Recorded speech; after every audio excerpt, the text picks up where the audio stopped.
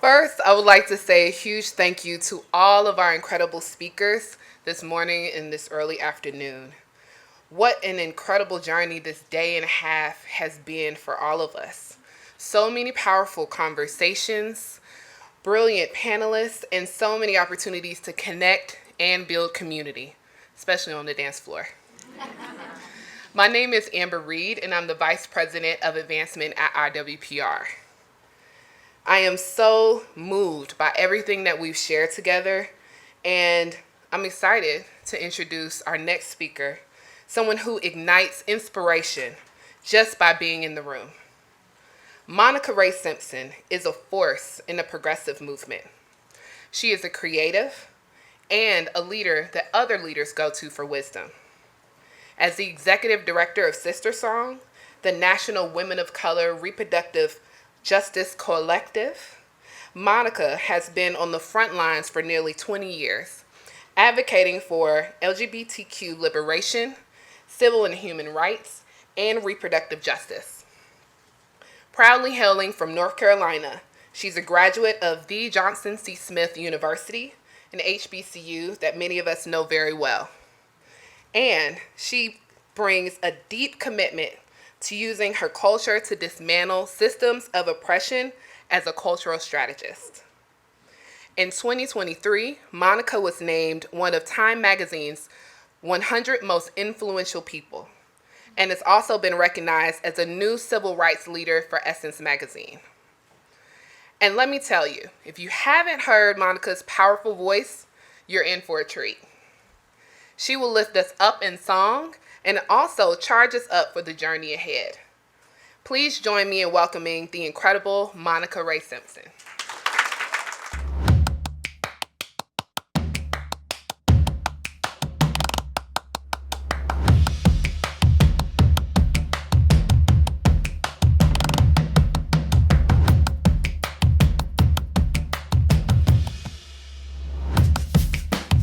We know too many Black women in particular, they do not feel safe when they go to their doctor. They don't feel as if they're listened to.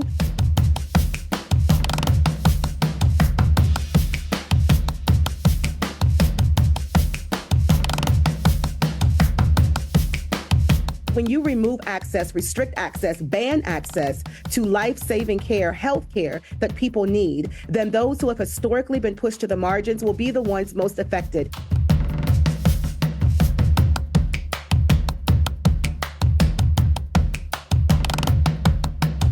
If we can all commit to being in that principled struggle with each other to build that political unity, then we have nowhere else to go but towards liberation.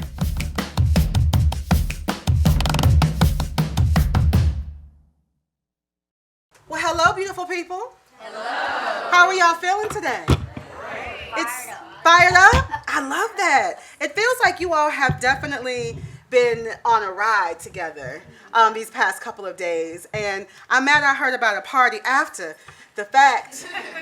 Y'all was dancing and stuff and did nobody tell me? I see how y'all want to do me. I see.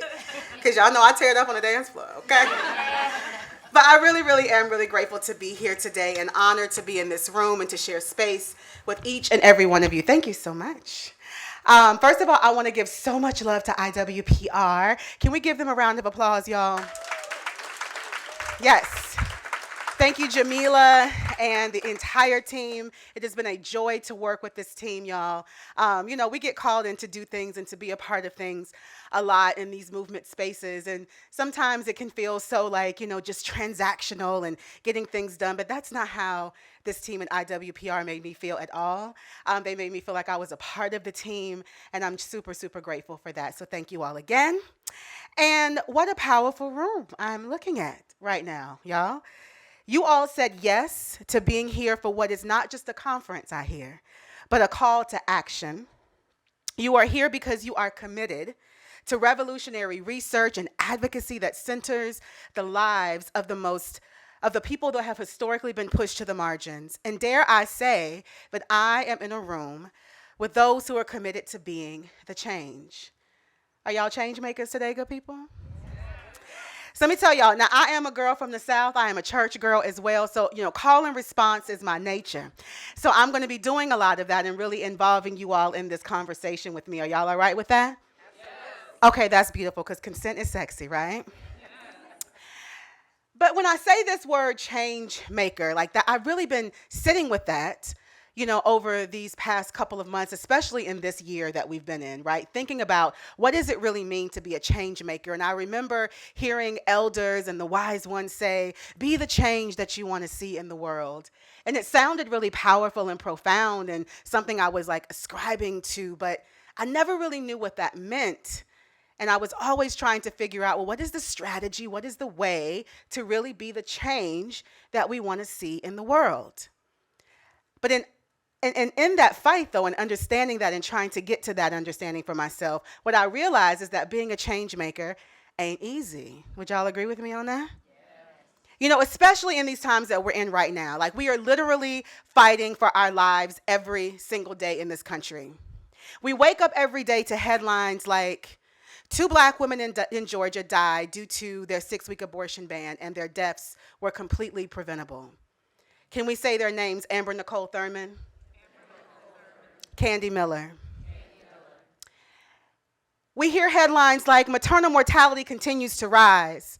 And for those of you who are researchers in the room, you know the stats that black women are dying at a rate 3 to 4 times higher than white women in childbirth. And as you go across this country, those stats go up and up and up, right? But we also know what those statistics and what that research has shown us is that racism also kills, right? Another school shooting, right? Another one just in Georgia. I remember reading the headline, Congress is blocking IVF again, trying to move forward in these advancements for our reproductive health care, and things are continuing to get stalled. November 2024, our most consequential election. Can we save democracy or will fascism take hold? These are the headlines that we wake up to every single day, that we're navigating in the work that we do every single day. And these headlines are hard to hear. And my heart every day vacillates between anger and rage and sadness. And sometimes it's really hard to hold on to hope and to really try to cultivate moments of joy. But I believe, truly, that even in the midst of all of this, that we were prepared for a moment such as this. So let me take y'all back a little bit. I stand before you, as a black queer feminist, committed to achieving sexual and reproductive justice by any means necessary. Y'all heard that? Okay. All right. And I have been organizing for liberation for over 20 years. And don't y'all try to do no math. Don't do it. Because I'm young up here. I'm a fine-ass auntie, okay? Don't do the math. But I will let you know, but I've been doing this thing for a minute, right? And I was really grateful when I found my political home in the reproductive justice movement, a movement that is celebrating 30 years as a movement this year. But it has not always been easy for me to stand in my power, y'all, to be unapologetic about who I am and what I stand for, and to actually be the change. So I grew up in a very small, rural, one-stoplight town in Union County, North Carolina. Anybody heard of Union County? No one's heard of Union County. No one has. Because if you blink, you're going to go through it real quick, right? It was one of those places, right? It was a place where the black folks knew where to go and where not to go. A place where cotton fields are still plentiful. A place where there was no public library or sidewalks or public transportation. A place where the 2 biggest businesses were a chicken plant and a private prison. A place where the church was the epicenter of the community, and it was there where I learned I had a voice, partly because I sung in the choir, and I remember my first solo, I found the answer. You couldn't tell me nothing, right? I was ready to sing my part, but I also learned how to organize in that church, seeing how women came together to bring themselves and all that they needed, to the table and figure out what we needed on a daily basis. It was fascinating to me. And I do consider it to be ground zero for me in understanding what organizing looks like in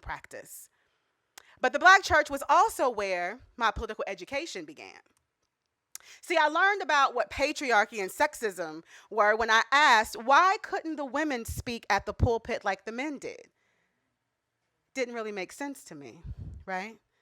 I learned about homophobia and the HIV/AIDS epidemic when I asked, why did our church organist die so unexpectedly? And I would hear the whispers from the elders, like him having pneumonia, and he was that way. I learned how taboo and stigmatized sex was when no one would address the fact that almost every young girl in my church was pregnant before graduating high school. And the only word that we kept getting in response was to be abstinent, to not do it. But we were doing it a lot, obviously. And funny story here. So in my high school, I grew up in a place where, comprehensive sex education did not exist, because it still does not exist in this country. And abstinence-only education was the law of the land where I grew up. And whenever we were getting ready to go to prom, right, they said that we could sign this prom promise. Anybody have to do that? Was I the only one? Okay, the prom promise. And the prom promise said that you would not have sex when you went to prom. And if you sign the prom promise, then you can get a pizza from Pizza Hut. Right?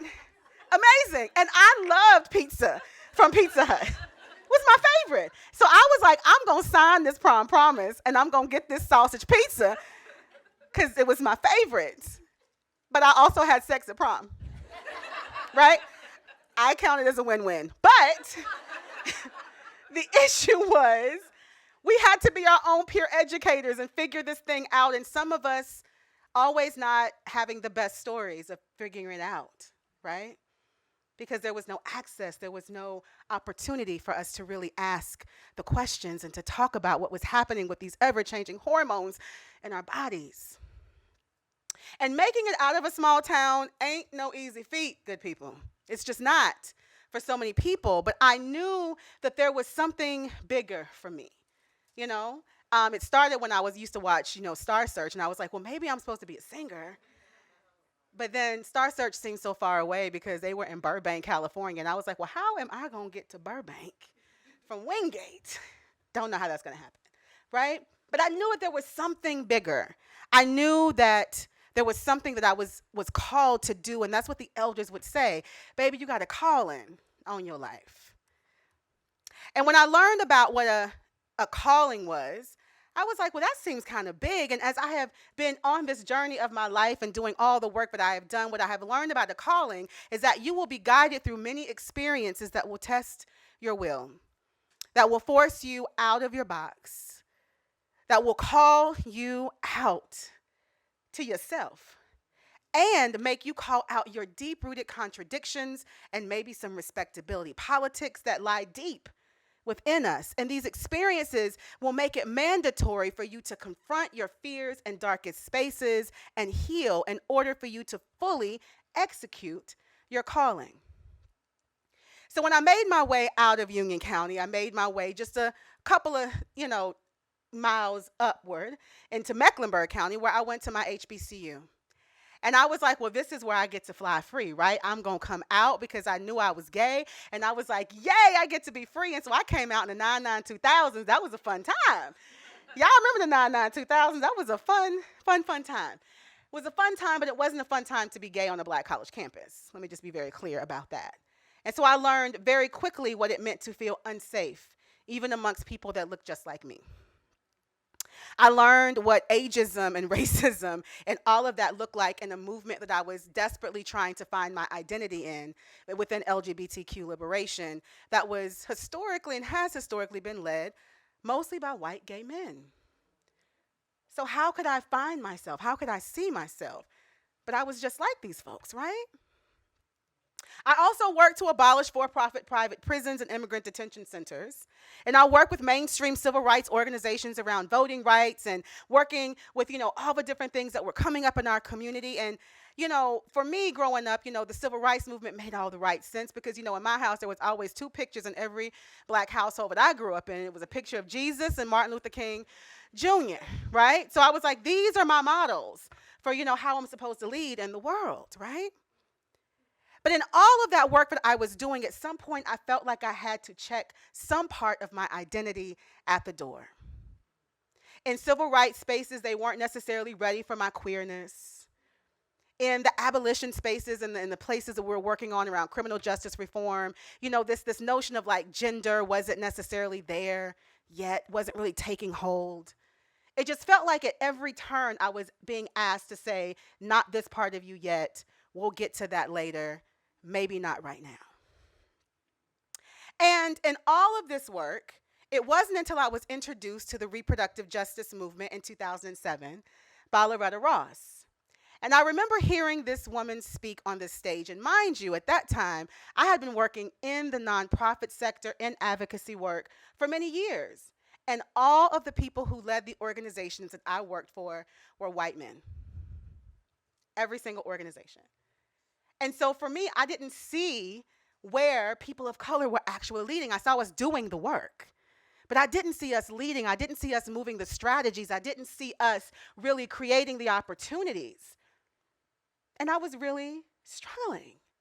Like, I know that I have this calling to do this justice work. I know that there's something that I'm to do here, but where am I? And it wasn't until I saw Loretta Ross on that stage. This Black woman with these long locks, and she was, talking about work that made so much sense to me. I could really see myself as a whole individual. I had finally an image that looked like me, and she talked about intersectionality and human rights and Black feminism. And I thought, well, where was this where was this? On my HBCU campus, or where was this in my community? But I was glad that I found it there. And immediately, I was reminded that whenever it is time for you to be activated, you will be. There will be a moment, there will be an opportunity, there will be an experience that will be created for you to actually see yourself and know when it's time to take your next step. And that's what happened to me whenever I was introduced to the reproductive justice movement. But the powerful thing about the reproductive justice movement is that it's not just a movement, it is also a framework. And it's a framework that I truly believe leads us to liberation. This framework says that every individual has the human right to have the children that we want in the ways that we want.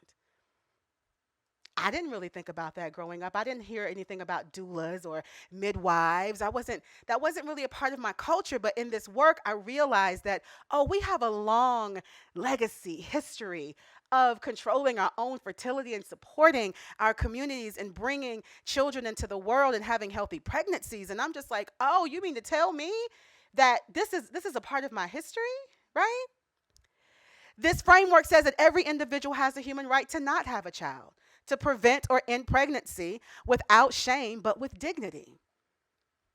When I grew up, right, every Black girl that I knew, they had to have their baby. I didn't know that there was an opportunity for us to think about a different pathway for ourselves. And even when I got to college, and I remember being confronted with a friend who actually wanted to have an abortion, and she's given me permission to share her story, right? But she wanted to have an abortion, and she came to me because I was this newly out, very gay person. And she's like, so you're going to get it, right? You understand that you should be able to make your own decisions, and you should be able to have what you need. And I was like, no, girl, you can have your baby. We're going to help you. We're going to help you babysit. We're going to do all the things that you need to do because this is what we do. And she's like, but and I was immediately conflicted. And I was like, this is what it means to actually live into our values and understand what this work looks like, not just in theory, but in practice, right? This framework says that every individual has a human right to parent the children that we have in healthy and safe environments, right? And so for a long time, when I thought about reproductive anything, I saw the image of a well-meaning white woman who was out here fighting for abortion, right? And I'm like, that's important.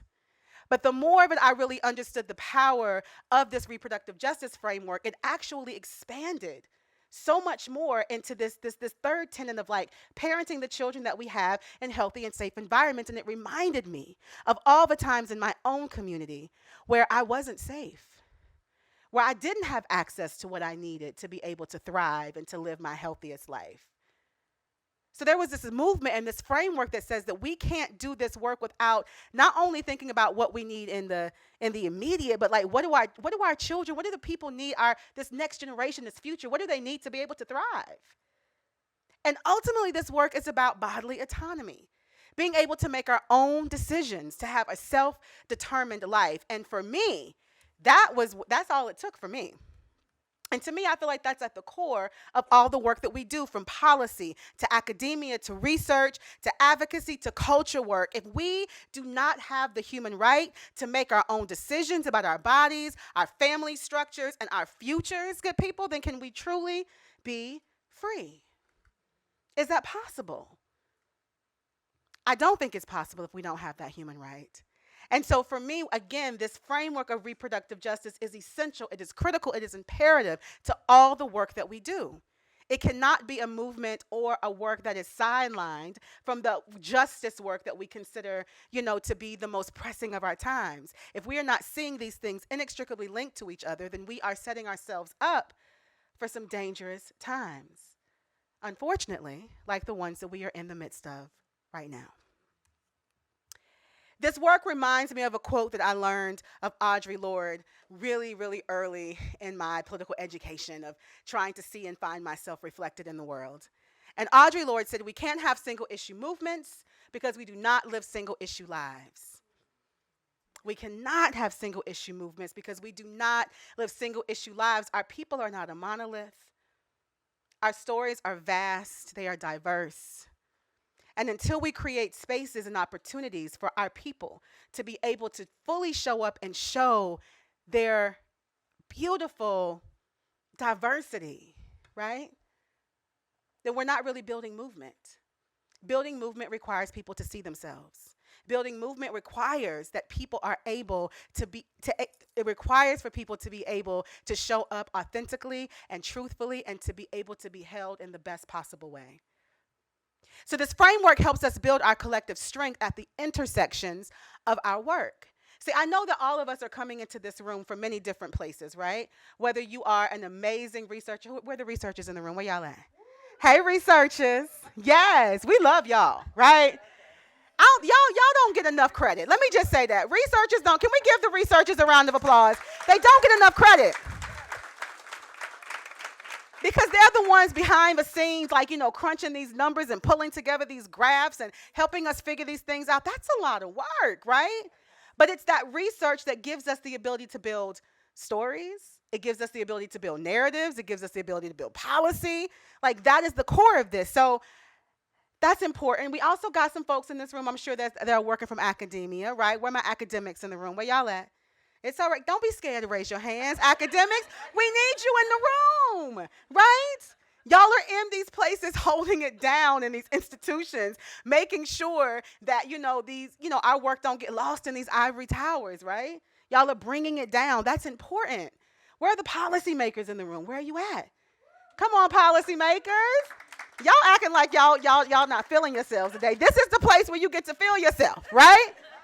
Yes, policymakers, y'all are in those halls. You are talking to these elected officials. You are these elected officials, right? Who are actually helping to make the policies that are helping us live our best lives, right?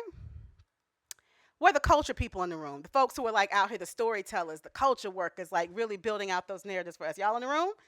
Yeah, thank you. I'm here too. Hey, what's up, right? Because these are important people. I'm going to tell y'all one thing really, really, really clearly. I love policy. I love research. I love the academic side of things. But none of those are going to be sustainable and actually work if you do not have the people and the energy of those people to help sustain any of that. You have to shift the culture in order to shift policy. That's just it and that's all, right? But the beautiful thing is that this reproductive justice frame, because of its intersectionality and because it is rooted in intersectionality, helps us understand the importance of us working together at the intersections of our work. So how powerful will we be, good people, if we were all working together across all of our work and building towards a future together? I know that that's what IWPR is working to do and why you are all here, right? So I've learned a couple of things over my time of being in this reproductive justice movement and operating and organizing and mobilizing with this reproductive justice frame that requires us to be intersectional, that requires us to center the most marginalized folks, those people who have historically been pushed to the margins. It requires us to make sure that we are rooting our work in human rights. It requires us to make sure that we are calling out these systems of oppression in all the ways that we need to. So I've learned a lot in doing this work, and there's a couple things I want to share with you all to take away as you are thinking about how do we continue to build powerfully together at our intersections. One, we have to be willing to ask the hard questions and say the hard things, good folks. In doing this work, because I am talking about some of the most controversial topics, some of the most morally charged topics, some of the topics that make people feel completely uncomfortable, I have had to be forced to ask the hard questions in rooms whenever it was really hard to do so. And I had to be willing to say the hard things in spaces where people may not have been ready to hear it. But that's what this work requires, even when it means sometimes that we may have to lose some of our people. Because I know that that's a fear whenever we step into this work and into our calling and really want to take this work to the next level. Our fear is will I be able to go with all my people? And the truth is we won't. We won't. And so what I have learned in doing this work is that we must be brave and trust that those we lose will be replaced by those who hold our values and want to live in a world where we are all free and not just some of us are. Number two, our people have to see themselves reflected and not feel tokenized, and we must center those who have been violated the most, right? That reflection piece is important. I told you all, I didn't see myself reflected in leadership for the first 10 years of me doing this work. It wasn't until I saw Loretta and I became a part of this movement and I started to see more people that look like me. But it is important whether you are policymakers or researchers or advocacy folks or academics, how are you making sure that your folks who are in your particular sector of work, that they are seeing themselves reflected? See, the first researcher I knew wasn't someone who worked for an institution. The first, policymaker I knew wasn't someone who was working in the halls of Congress. The first organizer I knew wasn't someone on the front lines. The first people who I knew that were researchers and policymakers and organizers were the Black women who were raising me up, right? And they would have never called themselves those things, right? That may not have been language that was familiar to them, but that's exactly what they were doing. So how are we reaching beyond our networks and finding those folks who are able to really come in and support the work that we're doing, because it will help more of those folks that we're trying to move see themselves reflected. Number three, putting myself in rooms that were unfamiliar so I could learn from people that had different stories than mine. And then by taking the time to trust and build trust with them, realizing that we all have a story to tell was essential to me understanding what it meant to build movement. Bernice Reagan Johnson, who is the founder of Sweet Honey in the Rock, transitioned this year. She's a powerful singer, and she was one of those folks that I looked up to as a singer and as an activist and organizer really committed to social justice. And one of the things that she said in one of her papers about coalition building was that if you are sitting at the table with everybody that you know, then you are at the wrong table. If everybody that you know is your homie, sitting around a table with you, then baby, you're not about to change nothing. It's impossible. You have to make sure that you are surrounding yourself and seeking out those spaces where you are constantly putting yourself into rooms at tables that require you to stretch and grow and see others differently and yourself differently. That is how we build movement. That is how we make change, and that is how we take one step closer to liberation. I have a question for you all. What if we actually chose the lives and the stories that we hold because we knew that it would have us right where we need to be right now in this very moment? What if you actually chose, before you even knew it, to be a change agent? See, I don't find it by happenstance that you all are in this room doing the work that you are doing at this appointed time. I feel like we have all been called for this particular moment because we all have something that we must contribute to this moment. We all have something unique that is distinctly ours that has to be activated in this moment. Now, I really am excited about what is possible when we think about us being the change agents for this moment that we are in. Because if we only rely on the stories and what we are fed because of all of the things that we're going through, then yes, it is hard to lose faith and to not have joy. But I get joy when I think about. Y'all catch that? Some of y'all do.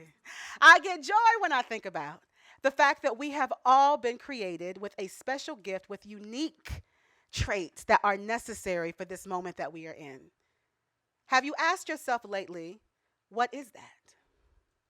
Have you taken a moment to go back through your journey, through your own stories, to really see how you built towards this moment? I had an opportunity to do that as I was preparing for this for you all, because I knew that my job today was to help you all understand, one, that reproductive justice is the way. And two, right? And two, to leave you with a charge to make sure that you are walking up out of here knowing that you are equipped, that you are ready to take on this work that we have all been called to, and that it requires all of us to say yes to it. So my question is, are you ready to say yes? Okay, that's what I'm talking about. Are you ready to say yes? So what are you ready to say yes to? Now, as I point to you, I'm going to give you a moment to think about it. I am, right?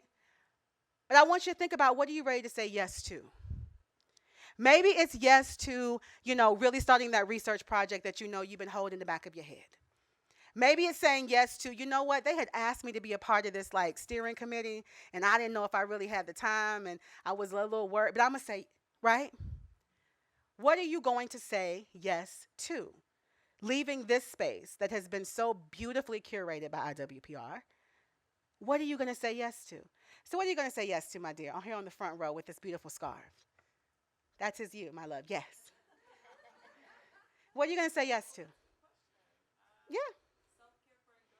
I love that. You're going to say yes to self-care. I love that. For endurance, absolutely. What are you going to say, my beautiful, yes, with this beautiful blazer on? Yes, you. Mm-hmm. I'm gonna say yes to honing in on my youth and my voice when I go back home. I'm not gonna put on a facade on my face. Yeah. Absolutely. I love that. What are we going to say yes to? This beautiful hair right here.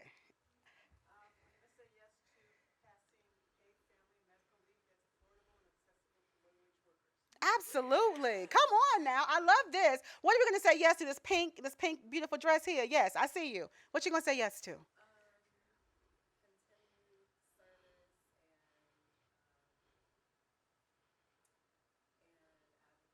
Mm-hmm.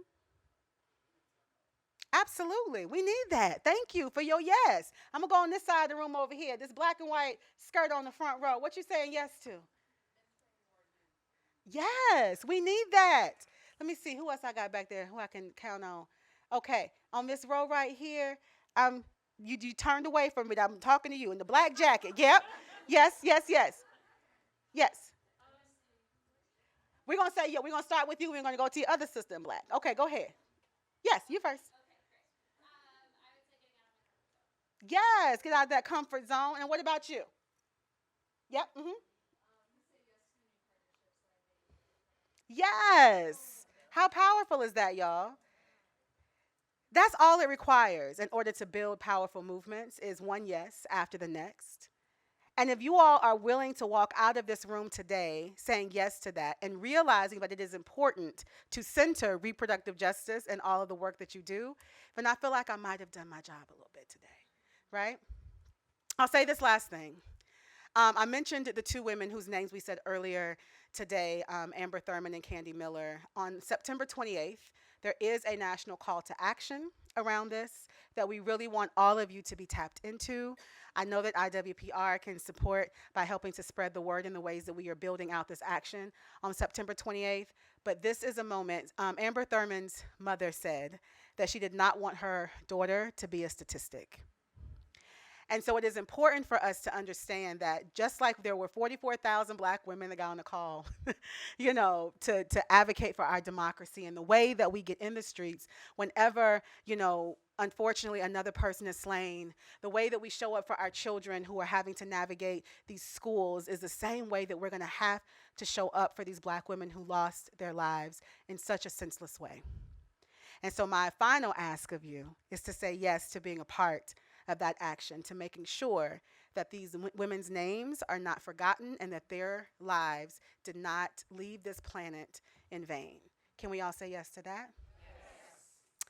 So I want to leave you all now with another piece of this keynote performance, because I be a performer in things, right? And I wrote a song a couple of years ago. It was inspired by a really powerful gospel song that I grew up with called I Know I've Been Changed. And I remember as a kid, that song used to just do something to me when I would hear it. And what's powerful is that all of us have been changed because we've all experienced something that has shifted us, moved us, forced us into a different way of being, and that has forced us into the work that we're doing, that has forced us to fight for the change that we want to see in the world. And so this song was my mantra to myself and a reminder that in those moments where it gets hard, because it will get harder, in those moments where it gets scary, because it's some scary times, in a moment when we think that we just can't go on anymore, because it will feel that way sometimes, that we have to remind ourselves that there is a fire that is so deep within us that nothing can hold us down. So I want to offer to you all today my song, I Know I've Been Changed.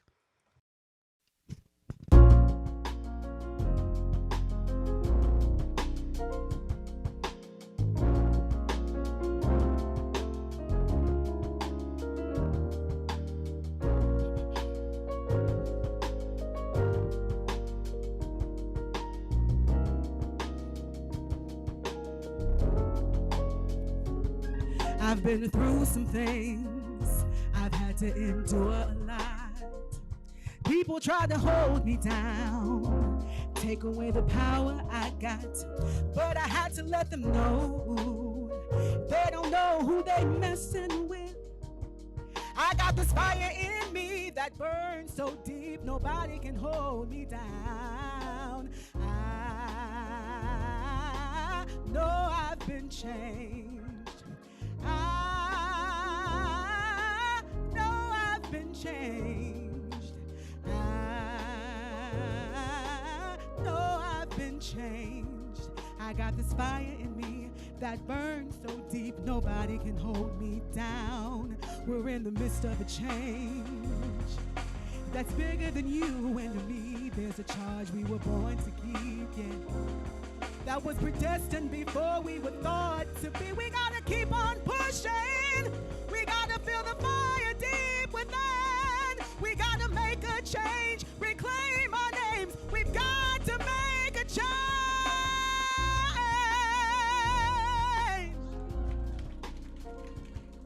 I am.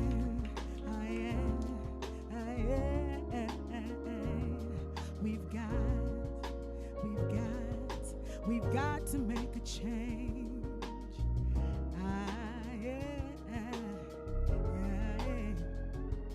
We've got to make a change. Today we got to do it. We've got to make a change. Starting with you and me, we got to make a change. We've got to make a change, yeah. Yeah. We have the power to heal the earth. We have the power to heal the earth. We have the power to heal the earth. We have the power. We have the power. We have the power to heal the earth. We have the power. But it starts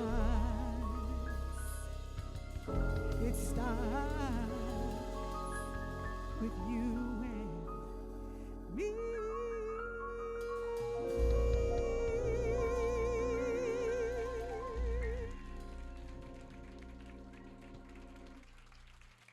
Thank you. Thank you, thank you, thank you. Be the change, good people, and say and commit to your yes. Thank you.